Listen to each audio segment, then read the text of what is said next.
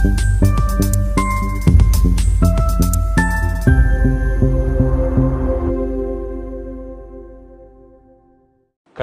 జరిగిన వాల్మీకి స్కామ్ కర్ణాటక కాంగ్రెస్ కే కాదు తెలంగాణ కాంగ్రెస్ కూడా ముచ్చెమటలు పట్టిస్తోంది. కింద మీద పడి ఇక్కడ కాంగ్రెస్ వాళ్ళు రేవంత్ రెడ్డి గారు మీడియాను మేనేజ్ చేస్తూ విషయాలు బయటికి రాకుండా ఆపుతా ఉన్నారు.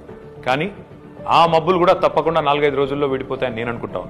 గవర్నమెంట్ డబ్బులు గవర్నమెంట్ అకౌంట్ల నుంచి అక్రమంగా ఏ కారణం లేకుండా సరిగ్గా పార్లమెంట్ ఎలక్షన్కు ముందు 180 కోట్ల రూపాయలు దారిమల్లినాయి. కర్ణాటక ముఖ్యమంత్రి స్వయంగా సిద్ధరామయ్య గారు అసెంబ్లీలో ఈ వాల్మీకి స్కామ్ లో భారీ ఎత్తున డబ్బులు దారిమల్లినాయని ఆయనే ఒప్పుకున్నారు. అందులో హైదరాబాద్లోని 9 బ్యాంక్ అకౌంట్లకి 45 కోట్ల రూపాయలు ట్రాన్స్ఫర్ చేశారు. దీని మీద ఎంక్వైరీ మొదలు కాగానే ఏమైందో ఏమో తెలియదు కానీ వాల్మీకి కార్పొరేషన్ అకౌంట్ సూపరింటెండెంట్ ఆఖరికి ఆత్మహత్య చేసుకున్నాడు. ఇవాళ ఆయన కుటుంబం రోడ్డున పడే పరిస్థితి. బ్యాంక్ అధికారులతో సహా 11 మందిని ఈడీ అరెస్ట్ చేసింది. కర్ణాటక నుండి మన తెలంగాణకు అక్రమంగా ఈ డబ్బు ఏ అకౌంట్లలోకి వచ్చింది, ఆ అకౌంట్లు ఎవరివి, ఈ తీగ లాగితే తెలంగాణ కాంగ్రెస్ డొంక మొత్తం కదులుతా ఉన్నది. మొన్న పార్లమెంట్ ఎన్నికల్లో తెలంగాణ కాంగ్రెస్ పార్టీ తన ఖర్చులకు ఈ డబ్బులే వాడినట్టుగా అనిపిస్తా ఉంది. 4.5 కోట్ల రూపాయలు నేరుగా V6 బిజినెస్ అనే కంపెనీకి ట్రాన్స్ఫర్ అయినట్టుగా ఆధారాలున్నాయి. ఈ V6 బిజినెస్ కంపెనీ ఓనర్ ఎవరు?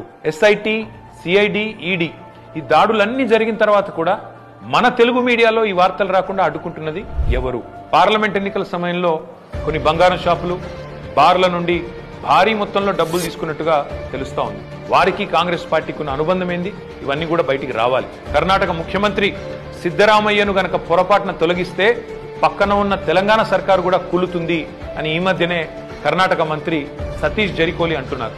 మరి కర్ణాటక కాంగ్రెస్ తో తెలంగాణ కాంగ్రెస్ కు అంతలాగా పెనవేసుకున్న ఈ అనుబంధం ఈ వాల్మీకి స్కామేనా?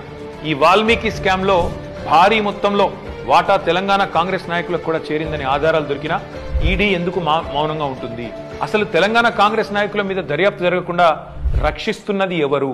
పార్లమెంట్ లో గాయి చేసుడు తప్ప బయట మాత్రం ఏమీ తమ సొంత పార్టీ అవినీతి మీద నోరు విప్పని రాహుల్ గాంధీ ఖచ్చితంగా నోరు విప్పాలి. ఈ వాల్మీకి కార్పొరేషన్ గుట్టు విప్పాలని చెప్పి నేను డిమాండ్ చేస్తాను.